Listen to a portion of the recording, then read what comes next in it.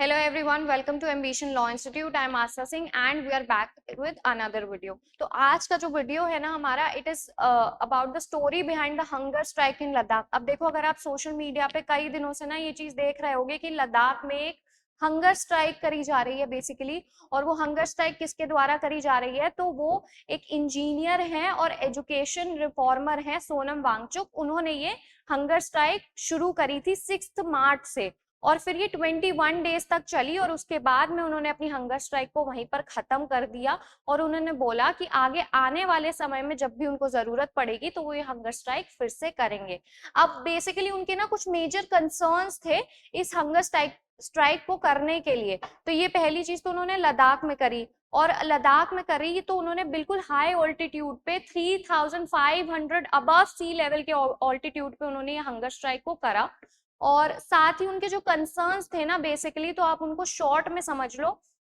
उनका पहला कंसर्न था कि जो हिमालयन रीजन है ना उसकी इकोलॉजी बहुत सेंसिटिव है, फ्रेजाइल है. तो जो वहां पे इंडस्ट्रियलाइजेशन हो रहा है उसकी वजह से वो खराब हो रही है, तो उसको सेंट्रल को अपने कॉग्निजेंस में लेना पड़ेगा और उस पर ध्यान देना पड़ेगा. दूसरी कंसर्न थी उनकी कि चाइना का जो एनक्रोचमेंट है ना वो नॉर्थ की तरफ से बढ़ता जा रहा है, तो वो बहुत कंसर्निंग है. और उसी के साथ साथ में लद्दाख जो है, आप अगर आपको याद हो तो जब से आर्टिकल 370 रिवोक हुआ है ना, तो लद्दाख एक यूनियन टेरिटरी बन गया है. पहले लद्दाख और जम्मू और कश्मीर में मिला करके एक लोकसभा सीट आती थी, बट अब वो नहीं है.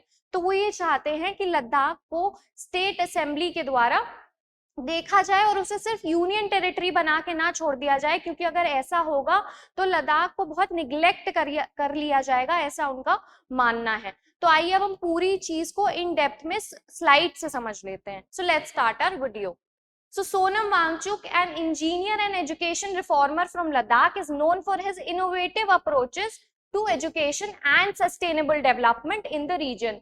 His protest on March 6th, held at an altitude of 3,500 meters above sea level in sub-zero temperatures, seek to bring autonomy to Ladakh and highlight the damage to Himalayan region's fragile ecology and glaciers by industrialization. Sonam Wangchuk continued to press for his demand for constitutional safeguards for the Union Territory of Ladakh. तो union territory का दर्जा किसको दे दिया गया था 370 revoke होने के बाद में? लद्दाख को. And the protection of its ecologically fragile ecosystem from industrial and mining lobbies. Wangchuk is demanding for statehood and the implementation of 6th schedule, which guarantees protections of land and nominal autonomy of the country's tribal areas in Ladakh, currently a UT. He is also seeking separate Lok Sabha seats for Leh and Kargil districts, exclusive land and job rights, and the establishment of a public service commission. Previously a part of Jammu and Kashmir, Ladakh has a Lok Sabha seat. तो पहले क्या था, लद्दाख के पास में एक Lok Sabha seat थी, but अब नहीं है. अब क्या है, लद्दाख यूनियन टेरिटरी है. After the abolition of the special status in Jammu and Kashmir, the center in 2019, कब हुआ था ये? 2019 में हुआ था. Granted UT status to Ladakh, while Jammu and Kashmir is expected to get statehood following assembly elections. तो Jammu and Kashmir में क्या है, स्टेटहुड असेंबली इलेक्शन जो है वो फॉलो करे जाएंगे.